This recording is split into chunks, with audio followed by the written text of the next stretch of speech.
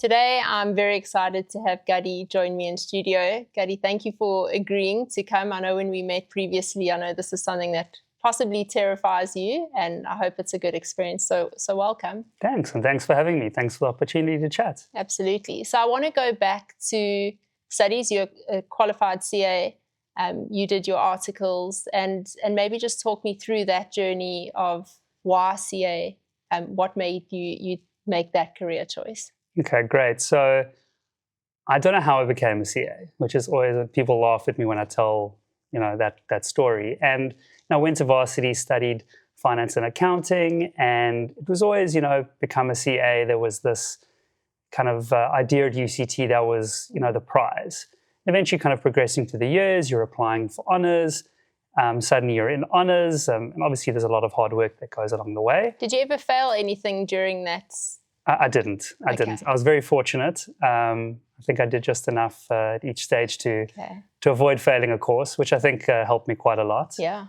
And suddenly I'm looking for article firms and interviewing, and I saw it as an amazing opportunity to kind of get that designation. And I know that it holds a lot of weight in South Africa and globally, and it's a good sort of designation to have behind you for the future. Yeah, I think South African CAs are one of the top-rated CAs, internationally, which is a great accolade to have. Yeah, and certainly at the time we were seeing a lot of requests, even back then, for CA essays to go and do articles overseas. It was relatively new, but there were opportunities in London and New York. So if you had any guidance or anything for youngsters who are looking to start their article journey, would you give them any advice in terms of finding a firm, culturally what they're looking for? Because everyone is looking at their international exposure where you can go overseas, but what would your advice be for them? I definitely have some advice. Don't do what I did and take the first job that's offered. I think look and look early. Start having those discussions, second and third year, and just meet firms and see what you're interested in. Are you interested in retail? Are you interested in manufacturing or financial services? And kind of see where you want to be or where you think you want to be, because we don't really know, really. I'm still looking and trying to find where I want to be.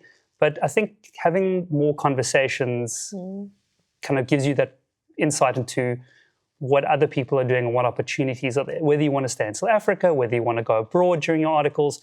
I think the more conversations you have, the better, just to be better informed. What do you think the lessons that taught you during your articles? It's not an easy time. Yeah. You work ridiculous hours.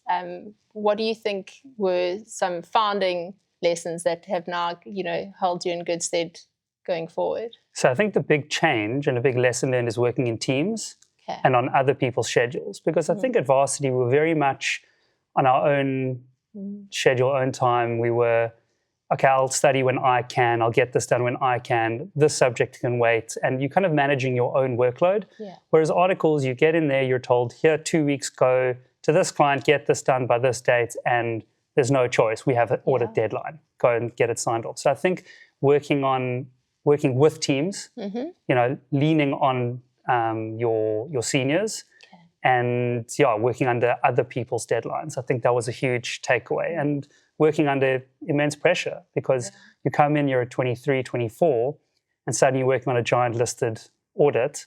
And there are a lot of people relying on you with big investors relying on your reports and accuracy and hoping that the information that they're actually using to make investment decisions are correct. So I think it's you get a wake up to the world very quickly. So obviously you finished your articles. What was up next? So you obviously didn't want to stay in audit, so audit was not for you. Audit wasn't for me, but I had the fortune through sport and through community to really meet a lot of amazing people in my life, and a lot of older kind of sort of connections and contacts. And I started phoning all of them, and I just had lots and lots of conversations. So I think I learned that lesson from, not looking so hard where I was going to do articles, was to, seeing what's out there, seeing where people are, what are they doing, what opportunities are available. And I looked for a long time. I looked for about 8 months for an opportunity until I found these were the right partners to go with. These were the right people to work with. And I think that was a very important decision and journey that I went on. And what was that? Who did you find at that point? So I met my partners, who are still my partners today at Finvex. The business we started was called Optimize, which is still going. And it's a private credit fund under the 12J regime. So it's funding small businesses in South Africa. And those partners have been incredible to me and supported me, guided me. And, I think it speaks volumes that it's been 10 years and now we've started this new business together, Finvex. And we'll talk through Finvex a little bit later, but let's talk around the struggles of, that 8-month journey and finding something. So obviously you knew that you didn't want to go and work in a bank or work for someone. You wanted to start something that was meaningful and added some value to people's lives. And I think the 12J funding did exactly that, where it funded small business in South Africa. So talk through how you would have done things differently. How did you grow that business? What did that look like at the time? So it's a very, very tough question. So I think I would have done a lot differently, but also those mistakes and hurdles were great lessons. So we saw a big need for funding in SA and quite quickly. So we went out and we looked at the 12J regime, and a big challenge which the 12J regime actually addressed was keeping South African investors' capital in South Africa to grow business here. And it really did that successfully.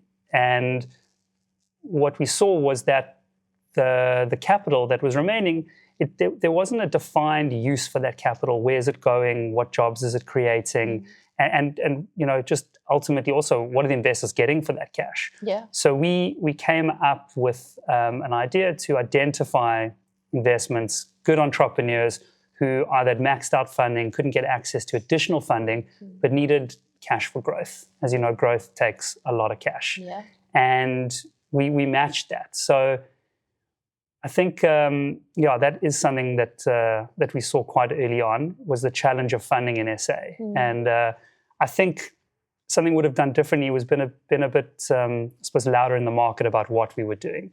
So increase that reach to local investors, because what we've seen post the fact is we did really well for investors, but we could have raised a lot more capital had we been a bit bolder and gone to the market and said, this is exactly what we're doing.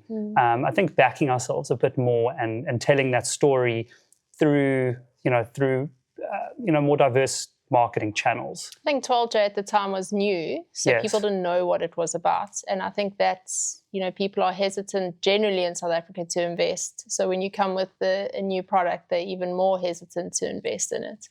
Product education was very difficult. The legislation wasn't the best written legislation. I mean, our tax act is tough to understand for even experienced tax experts. And I think it was a big challenge, was translating legislation into practical means of funding businesses. And it was a very big challenge we faced. And I think we learned how to market it eventually. But we could have done more in terms of really telling that story. What kinds of businesses did you invest in? So we saw a lot in the renewable energy space. We did some solar transactions. We did a few hotels and a lot in the asset rental space. So a lot of vehicles that helped sort of customers get access to transport that they wouldn't normally have got, and it actually did a lot of good. And how did you hunt for that client base? Was it just the network that you had at the time? So it's a story of what I call 1,000 coffees. So it's meeting someone and being bold enough to say, who else should I meet? Who do you think is good to meet? And really just having lots and lots and lots of meetings. And I think that's something that I was privileged to have the opportunity to have that time to build that network through my partners supporting me and, saying we've spoken to X and Y and go see them. And, when you kind of put yourself out there with entrepreneurs, businessmen, they tend to actually, be very receptive to it and put you onto their contacts. And that's the story of 1,000 coffees. Your success rate may be very low, but if you're really getting out there and drinking 4 cups a day, 5 cups a day, you can convert a good percentage of them into good, meaningful transactions. I also feel relationship is key. So if someone refers you, there's an element of trust already built into who is referring. So it makes it a lot easier for whoever you're meeting to be like, oh, okay, I trust that person, and there must be some opportunity for us to do business. Absolutely. And I think it still holds true today. Even the fact that we do have a presence, we have a website online, we've got a track record, a warm lead and a warm introduction goes so much further than a cold call. Absolutely. We're still searching for answers to how to make that cold call a bit warmer, but a warm lead is gold. If you get a referral, if you've done well for someone and they prepared to kind of put their name on it and put you out there, it's big. What do you think is important in building your personal brand? I think it's delivery and delivering on what you say you're going to do. Yeah. And I think it's something I hold very dearly, is if I commit to do something or manage something in a certain way, it's delivering that outcome I don't want to say at all costs, because some things are out of your control, but to the best of your ability, and have it documented and say, this is what our outcome was going to be. We did everything to get here. These are the challenges we faced, and maybe where we fell short, or why we didn't achieve a certain return. But managing expectations, communication, and doing your best to ensure that you've done everything you can to support your client, your investor, whoever you're dealing with, is that expectation management. And that builds your brand, because where you may fail at something or fall short, if the person that is on the other side of that transaction knows that you've done everything, is committed, and you've been honest, and you've been forthcoming and communicated, it builds a lot of your personal brand and your reputation. Yeah, absolutely. Have there been any instances, in your career where things haven't gone according to plan? There have been a couple. I think there have been some challenges where, and especially when our funds grew and we used intermediary advisors to raise capital. Given the complexity of the 12J regime, when you explain it to an intermediary, sometimes the intermediary may not understand all the nuances there, and passing that information on to an investor, sometimes there is a bit of lost in translation information. But how you mitigate that is, as soon as you pick that up, you get involved, you offer complete support, direct line of communication with an investor, with the client, and navigate them through that. How big was your team at that point? Because something as specific as a 12J, you have to be very hands-on. You are the experts, and building that can be quite difficult. So how big is your team? How are you managing that at the time? So at the time, it was a relatively small team. Okay. It was 7 of us, 4 principals. Okay. Of those 4, 2 strategic, 2 of us more operational, and then a team of 2 kind of who worked really in the trenches with myself. And we did a lot. We extended ourselves probably a bit more than we should have. I really held that client relationship very dearly, and I wanted to be in every client meeting and speak to everyone and respond to every email, which is a lesson I've learned. You can't do that. You have to let go a little bit, but you've also got to find the right people to let go to. And I think, maybe something we should have done is maybe look for more, for more staff and more team members who kind of share that value set. It's not about being the smartest and the brightest. It's about care. I think that's the big theme I got is find people who care about what they do and about the outcomes of their work. And have the passion for what they do. Yeah, absolutely. So what happened and how long did that last before jumping into Finvex? So that was about 8 years. Okay. And the Finvex opportunity came about actually from the optimizer world. We were in that private credit world, SME funding, seeing the challenges. Yeah. And fortuitously, in one of 1,000 coffees, maybe 1,050, we came across this Finvex technology and really just saw the opportunity to bring it to South Africa and Let's help. talk through that. So how did that come about? Was there a conversation had? Did someone have a call on that 1,050th coffee? Talk through that and just how you then brought that into South Africa. So I was introduced to the Finvex team through a friend of mine. He said, "No, you've got to meet the guys. The founders actually ex-South African, based in Portugal now, but they're not really operational in South Africa." Okay. So I was saying, "Why not?" And he didn't have an answer. He said, "Just meet him." So we had a Teams call, and I just saw the value proposition, and I just thought we can deliver this in South Africa. We can raise capital for this product. And I think that's really where we saw the opportunity was. We understand what it means to be a custodian of capital and the importance and the stress that goes with that and managing the security of third-party money. Yeah. And that was the opportunity that we saw that we could bring to the table. So the technology piece existed, and we could bring the capital, and it kind of seemed like a perfect match to me quite quickly. And from that very quick Teams call, it grew to, how can we launch in South Africa? And when did that launch happen? 18 months ago. Okay. Yeah. Tell me what Finvex is. Okay. So Finvex is a supply chain finance tool. It solves a few main problems in the SME space, particularly in South Africa. I mean, it's a global problem, but what it does in South Africa, you have the problem where you've got any big, large corporate buyer. So whether you're a manufacturer, a supermarket, like a macro wholesaler, you're procuring from hundreds, if not thousands, of suppliers, and those suppliers are on terms. So those suppliers are looking for big customers for their products, and they're having to wait 30, 60, 90 days. Those suppliers are typically your SMEs, and those SMEs always have cash flow challenges. The working capital is a huge challenge for any SME. They want to get paid quickly as possible, and their customers want to pay as late as possible. Yeah. So what Finvex does is it kind of sits as a middle layer between those two. So Finvex offers suppliers access to the early settlement of their invoice, and it extends the buyer's days payable. So the buyer gets paid a bit later, and the supplier gets to take their cash early. Yeah. So you've now enabled your supplier to get access to more efficient working capital. They can then reinvest in stock growth, and they're not just sitting waiting to get paid.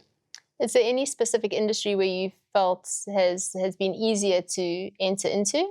Manufacturing. So, and I think it actually proved what we were looking at. So manufacturers and producers of goods in South Africa, that is, it's kind of been our big... and that's where working capital is tied up, and cash flow can be, longer lead times, and that obviously then makes sense to have that sort of solution in place. Absolutely. They're buying raw material, they're buying machinery, then they've got to get the goods on site, they've got to manufacture, process, quality control, then ship to their customer. So from the time they're purchasing their first raw material to the time they're actually selling the good to their customer, I mean, you're looking at, it can potentially be months, 6, 7, 8 months. And they're out of pocket through that entire journey. So the fact that we're bringing capital to those manufacturers quicker allow them to breathe a little bit and reinvest, up production, being able to take on new customers. So if I signed up with you, how quick is it to sign an agreement and get this enforced? So it is pretty quick from our side. Typically, there is a process of onboarding and integration, and it is software dependent.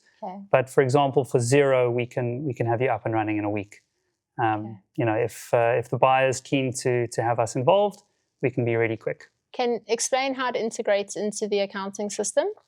So we go to the buyer, ask them what accounting system they use, and typically they're mostly cloud-based today. Even on-prem software does have API calls, and we plug in via API. So we're sending and receive data, we're reading all their supply information, we contact their suppliers, obviously with the buyer's permission, and the buyer typically does canvassing first to know if their suppliers would want to use us.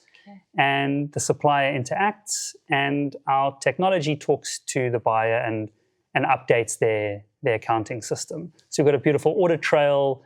So auditors love us, that they can see exactly who made early settlements and where the payment's gone, and all the supporting documents are on the system. What other accounting systems does it integrate with? So we've got Xero, Sage, SAP, Oracle, and we're working on a couple of others. Okay. Are there any other learnings that, obviously you've found within this space that you could improve on? Anything on that side? Yes. So the challenge for us in Finvex is, again, comes down to marketing. Okay. And how do we communicate our story? What problems are we solving?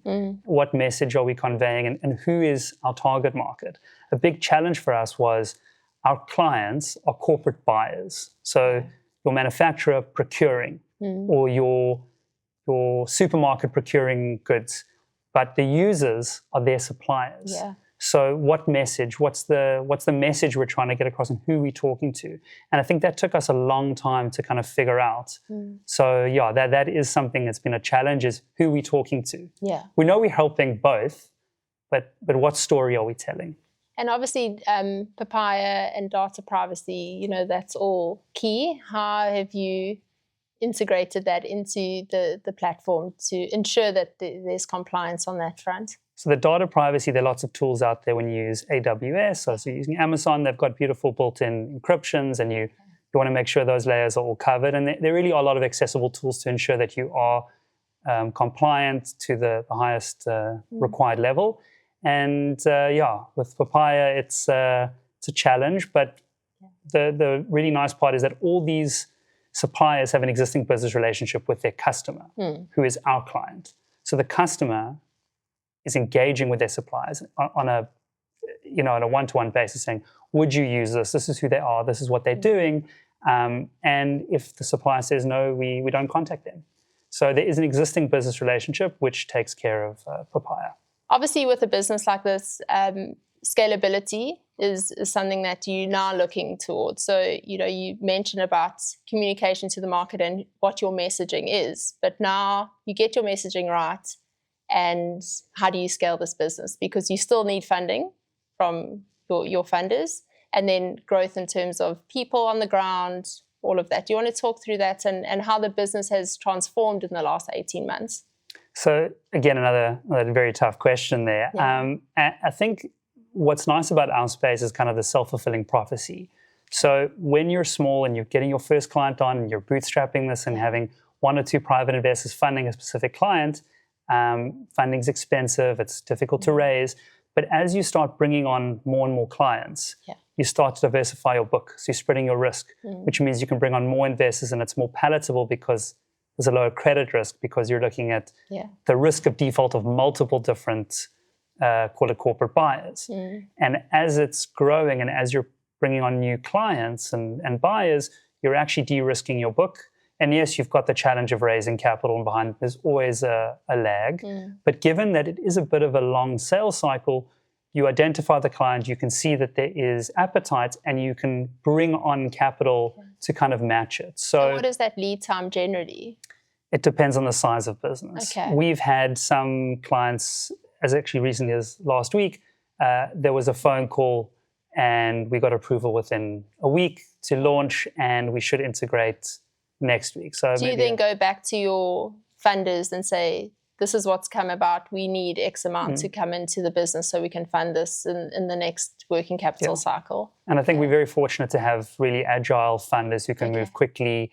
And the bigger the client we bring on, typically the lower the credit risk. So you're able to then access less expensive funding, and that's why it's kind of self-fulfilling. The bigger you grow, it becomes actually more attractive for funders. What are your goals? Like, what is the, I've achieved what I need to achieve?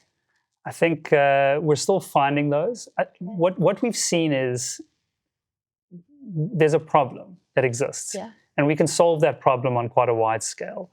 So I think when we can see a really large volume of buyers and huge supply use, we know that we're actually generating more efficient cash flow through the system and working capital.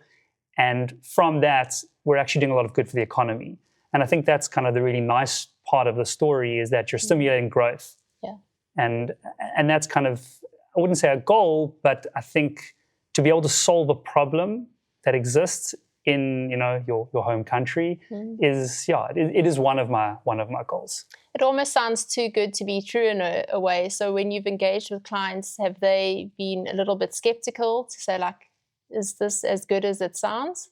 It has been. It has been a big problem we faced because we integrate with a buyer and there's no cost to the buyer. Yeah. It's been a big challenge. So the supplier does bear the cost, and we try to reduce that cost as much as possible. So it is a more cost-effective form of funding for those suppliers. But the challenge with the buyer is they look to see, well, what is it costing them? What's their downside? They're getting extended payment terms. We're helping their supply base, but what's it costing them? Yeah. We're actually told by a marketing consultant we should charge them 50 Rand a month. Just to so they feel that they're paying for something. Yes. Yeah. So that is a challenge that we are still dealing with. But we have found some nice ways to communicate to get over that hump. But yes, it's a big problem we face. Yeah. 18 months in, how many of there are you? And what does that scalability look like? Because again, when we spoke previously, you spoke about, being in the detail, being client-facing, what you promise, you want to commit to clients. How have you found that, and have you managed to change any of that going into this business? We've actually brought on recently two new team members, and we're trying to learn from the previous mistakes, that you can't be everything to everyone, and you need specialists in certain parts of the business. So sales, and you need dedicated marketing functions. You need support. You need a treasury function to manage our cash flow so that we can manage supply demands and needs. So the team is growing, and we're continuing to grow. So I think there's a lot of new CVs we'll be seeing hopefully in the next few months. Do you have any outside advisors that you use within your business? So my three partners who've been with me since day one, from the Optimized days, they're a bit older than me, and they've been involved in a number of different businesses. And I'm very fortunate that they've been kind of the one-stop shop. They're all very different personalities, very different ways of thinking and looking at problems and different solutions. So I've been very fortunate to have amazing partners. Are they involved in the business day to day, or is that more on your hands where you involve daily? So less day to day, but they're a WhatsApp or a phone call away, and they're always there when I need them. Have they been mentors through your career? Yeah, they've been fantastic. And how did you engage with them previously? Where did you meet them? So I met them through those many phone calls towards the back end of articles. And not put into contact by someone else, or someone that you knew said, hey, meet this person. You think they could be a good mentor or to guide you in a career direction? Yeah, a really good friend of mine from soccer, he put me in touch with one of the partners. And I'm very, very grateful to my mate for that. So when you talk about football, do you still play football? Is it something that you're still involved in? I do. I play for Camps Bay, my boyhood club, and still playing for them in the over 35 team now. But I love it. Okay, you haven't pulled a groin or anything? Every week there's injury, but it doesn't stop me from playing. Who do you support on the global front? I'm a big Liverpool fan, so it's a good time to be a Liverpool fan. And I'm really excited for the season ahead. Absolutely. Obviously, you're also a new dad. You've got a youngster. So how do you now juggle? I mean, the business is still in its infancy. How do you manage growing this business and still making time for your family? I have an amazing wife. So I'm very, very fortunate that she's very understanding, very supportive, amazing wife and mother to my little boy. And we managed to juggle it. So, I have my duties, and, if there's an emergency call, I kind of give her the nod, and she knows she'll distract the little man. Don't you love that about running your own business and being in control, is that you're able to take the time and spend time with your family, or if there is an emergency, you can actually just step away and deal with that. Yeah. It gives you the flexibility. It's a big blessing to have that flexibility to take your own time. But on the other side, you never really switch off. Yeah. And that's a big kind of developmental point of mine, is trying to take that time to really switch off and be present in the moment in something I'm working on. So the benefits amazingly there, like where I can take my little one to school, and if I need to fetch him, I can pop out, grab him, bring him home, or drop him off somewhere, and spend that really quality special time, because that is what life's about, is family. Yeah. But on the other side, it's, if you need to jump on a call at 11 o'clock at night on a Sunday, you have You to do do it. it. Yeah. I still think because the business is only 18 months old, you're still building it to a point where you put people in place that you can trust to leave the business to run on its own. And I think that's what you now will be working towards. So tell me of what that plan looks like. Yeah, that's been, I think, my biggest takeaway from day one is bringing in certain team members that I have known for many years, trust and can rely on because they care and they're passionate, and they'll apply that same level of care that I would to a situation. And I think that's been a big learning curve from optimized days. And what kind of person are you bringing into the business? Also qualified CAs, is it able to pay those sorts of salaries? Or are you bringing in more junior staff to hopefully train them up and build them into the culture of the business? So both. Okay. So does it need a whole bunch of qualified CAs? No. Does the person I brought in, is he a CA? Yes. He's fantastic, very experienced in treasury management and investments. But I think it's finding the right person with care and the ability to learn as opposed to being a CA. Yeah. CAs do possess a lot of qualities, and I mean, South Africa does produce high quality people that happen to also find their way to CAs, become CAs. But it's really kind of, you want a broad spectrum of type of person. You can't just have, I think, one type of trained team member. Absolutely. So we're looking at a whole different bunch of individuals. Yeah, absolutely. Is Finvex only in South Africa, or is this something that you're looking to grow into Africa? And do you have any other jurisdictional outreach in that space? So it is a global brand. Yeah. We are, I would say, 95% focused on SA. We're looking at the SADC region. We're having a few conversations to launch there. But from what I've seen, there is so much work to be done here. And there's a huge amount of opportunity. Corporate buyers, whether it be manufacturers or mines, FMCG. There's a huge population to be served here. And you can do a lot of good. And there's still a long way to tackle in helping all those clients. And are there a lot of competitors in your space? There are one or two larger competitors, but they're really only focused on sort of JSE listed companies, which is a slightly different business to us. We're looking at mid-cap to mostly private unlisted businesses. It's a quicker sales cycle. You've got less people, less bureaucracy, so you can get a decision made quicker, and you're helping a lower tier of supplier, which really needs your cash. Yeah, and sometimes it's easier to have a conversation with the actual business owner to get this over the line. Absolutely. We're talking directly to CEO, to FD, to management, upper management, who are making decisions quickly and servicing their supply base who needs cash. And they need that support to growth, and they don't have access to it. What do you love most about what you do? I think people. I think the interactions at both levels, when you can sit with someone and offer them value and you kind of see that the value resonates with them and you've made their day a bit easier, when you've unlocked funding for a supplier and they're really happy because they can go do something with that cash, that's something productive, or you've helped a buyer extend their payment terms and now you've taken pressure off their finance team and trying to pay VAT at the end of the month or procure more raw goods and materials, you've solved the problem.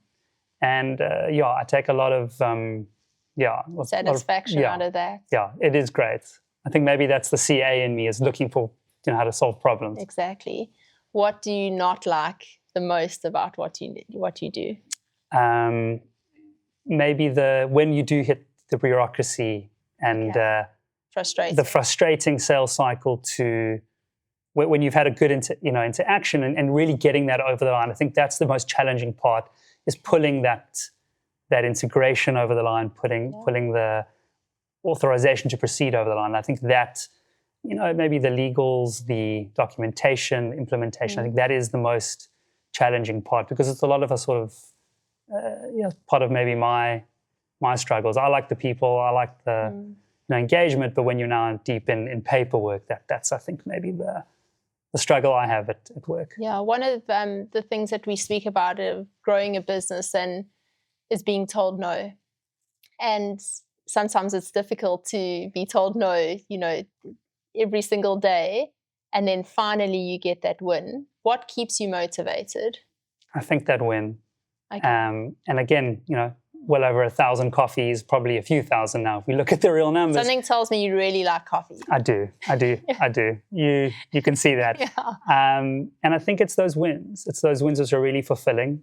And it kind of keeps me getting up in the morning, because there are far more no's than there are yeses, by an order of magnitude. And I think it's big when you get those wins and you fist pump at the end of the day. It makes things worth it. Absolutely. And I think because of everything that you said about, you can see that there's a material difference, that you're providing some service to a client where they can then pay their VAT or their salary bill because cash flow is eased. So you must be the finance team's best friend when it comes to cash flow management. We are, when they realize. Yeah, exactly. When we can communicate that message, we become very friendly very quickly. Yeah. But that's the challenge, right, is the communication of the product. If there were any youngsters out there in South Africa that have just finished school, what would you tell them to do? Go study, go get into a job, start your own business. What would that be? I think it would be go study. I think that's important. But to start your own business, whatever it may be, is probably the most important thing. Mm-hmm. The challenges most people have in life are not knowing, the things that aren't taught in school. So how do you submit a tax return? E-filing should be taught in high school. Yeah. My team and I always joke about this. And I think when you start a business, any size, whether you're selling lemonade or you're bringing in a product or you making clothing, and you start transacting, suddenly you're opening a bank account, suddenly maybe you hit the VAT threshold and someone says, oh, hold on a second, have you done this? Well, they don't even know they've hit the VAT threshold. Correct. Yeah. And so maybe you're talking to someone and they're older than you, more experienced, and they've seen a problem. Suddenly they start educating you kind of for free almost. And those learnings are invaluable. I mean, what you learn in the working world as opposed to when you study, it's completely different. And that practical experience and failing quickly is so important, because from those failures, challenges, problems, you start becoming solution-driven. So absolutely. I would say start a business, start selling something, start providing a service, do anything. Hustle. Hustle. Absolutely. Yeah. One of the things that you mentioned there, though, is to speak to people. And I think finding a mentor is key. I think it just adds tremendous value, specifically if you're starting a business. So any key points there? Do you have any mentees that you're mentoring at the moment? And I always say to the youngsters within my business, find a mentor and make sure that you derive the most value out of that mentor. Yeah, absolutely. It's leaning on experienced people. Yeah. And I am mentoring, one or two people at the moment. And I feel like I want to give back. So I'm happy to work with more junior individuals and offer that, because I received a lot of it. And I think it's important to pay it forward in a tough world out there. And I think any help you can provide is good. And I think people really appreciate it. And we should never feel too big or to give back, or absolutely. A lot of times too valuable not to help. I think that's a big point, as well as but also if you are a youngster, reach out, because there's so much learning. You are going to fail, but it's what you do in times when you fail and how you pick yourself up. And I'm sure, there's many examples that you could bring where you're like, oh, damn, this hasn't gone according to plan, but you just need to keep going. Absolutely. Even if it's just a sounding board, sometimes when you complain to a mentor about a problem, you actually find the answer yourself just by talking it through. Sometimes we're in our head too much. Yeah. And when you verbalize sounding board, even if that sounding board says nothing, sometimes you get a lot of value from just that, listening ear. Or how to think differently about something, because you only know what you know, and there could be a solution that you haven't even considered. Absolutely. So when you're not doing this and you're not playing soccer, what else keeps you busy? Do you like to read? Do you watch TV? Do you like adventure, travel? So outdoors, pretty much anything outdoors, low risk outdoor activities, I would say. I wouldn't say I'm going and bungee jumping, but running on the promenade, beach is my happy place. and just my family, going on outings. Like, love taking them outdoors, whether it's a little farm or to the beach or on a little hike in the forest. That's just, my happy place. What's the furthest you've run? I've done 1 half marathon. Awesome. Yeah. Any goals to run comrades or anything a little bit further? No. No, another half. Okay. I entered into a half last year, but I got injured just before from soccer. Okay. So, it's been a while, but I need to do another half. Okay. I don't think I'll go further. It's far enough. Yeah, absolutely. I think running is like running a business. There are times where you want to give up, but you just need to keep going. Yeah. And I think there's lots of similarities to any form of exercise. And I think running for me is actually quite a bit of a meditation for me. I find that a lot of my stress, and I get a lot of clarity from running, kind of deal with problems. My head can be very noisy sometimes, and running kind of just gets it quiet. Only at the end of the run, though. Yeah, when you know that you're done. Yeah. During the run, it's noisy. Yeah, exactly.